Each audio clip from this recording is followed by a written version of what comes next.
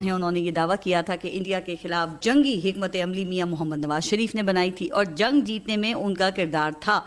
अब मियां जावेद लतीफ़ ने ये इंकशाफ किया है कि शहबाज शरीफ की गुज़िश्ता हुकूमत अपोजिशन और तमाम लोग इस बात पर सरेंडर कर चुके थे कि जनरल आसिम मुनीर को आर्मी चीफ नहीं बनाना, लेकिन मुल्क से बाहर बैठे लंदन में मियां मोहम्मद नवाज शरीफ वो इस पर डट गए।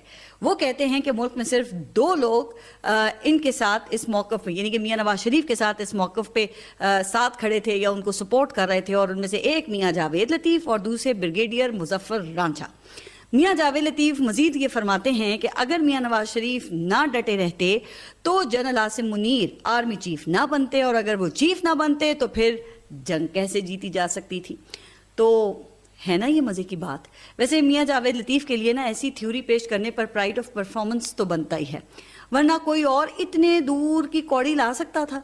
अब पता नहीं कि इस बात पर जावेद लतीफ़ की वाह होगी या फिर वही होगा जो इस वक्त उनके साथ हो रहा है, क्योंकि इससे मज़ीद दो बातें निकलती हैं। एक तो ये कि शहबाज शरीफ की यकजान दो कलब वाली बात को ठेस पहुंची है। दूसरा ये कि इमरान खान के लंदन प्लान वाले बयानिए को तकवीयत मिली है, जिसका जिक्र करना वो जेल में भी नहीं भूले हैं।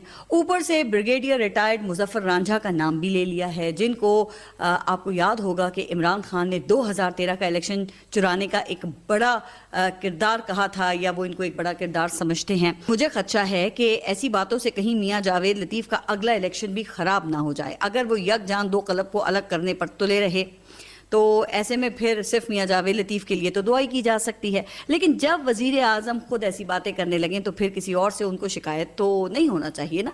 अपने पिछले व्लॉग में मैंने वज़ीर आज़म को मेहमान अदाकार से तशबीह दी थी। अब नजम सेठी इसकी तस्दीक में एक गवाही लेकर आए हैं, और ये भी कोई लतीफ़ा नहीं है, उनकी खबर है। अब पाकिस्तान पीपल्स पार्टी ने उनकी खबर यह है कि शदीद नाराज़गी का इजहार किया, जिसके बाद वज़ीर आज़म को मशवरा दिया गया है कि सदर साहब से मिलें और इस मामले को क्लियर करें।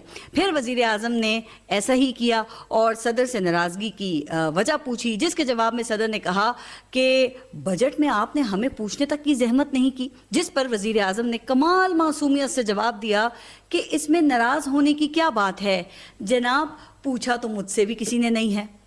तो शायद यही वजह है कि अब वज़ीर आज़म ने खुद पूछना शुरू कर दिया है। मैंने और भी कई लोगों ने वैसे बजट से पहले ही स्पीकर कौमी असम्बली और चेयरमैन सेनेट की जो तनख्वाहें हैं, जिनमें 500% से ज़ायद इजाफा हुआ है, उस पर सवालात उठाए थे। अब वज़ीर आज़म ने इसका नोटिस ले लिया है और दोनों हजरात से रिपोर्ट मांग ली है। अब मालूम नहीं कि इस नोटिस का वो क्या जवाब देंगे, कोई जवाब देंगे भी या नहीं देंगे, लेकिन एक बात जो सामने आई है उसके मुताबिक स्पीकर और चेयरमैन सेनेट ने अपनी अपनी तनख्वाहों में इजाफा खुद किया है। जी हाँ, चेयरमैन डिप्टी चेयरमैन सेनेट की तनख्वाहों में इजाफा सेनेट की हाउस फाइनेंस कमेटी ने किया, जिसकी सरबराही चेयरमैन सेनेट ने खुद की, जबकि स्पीकर और डिप्टी स्पीकर कौमी असम्बली की तनख्वाहों में इजाफा कौमी असम्बली की हाउस फाइनेंस कमेटी ने किया, जिसकी सरबराही स्पीकर कौमी असम्बली ने खुद की।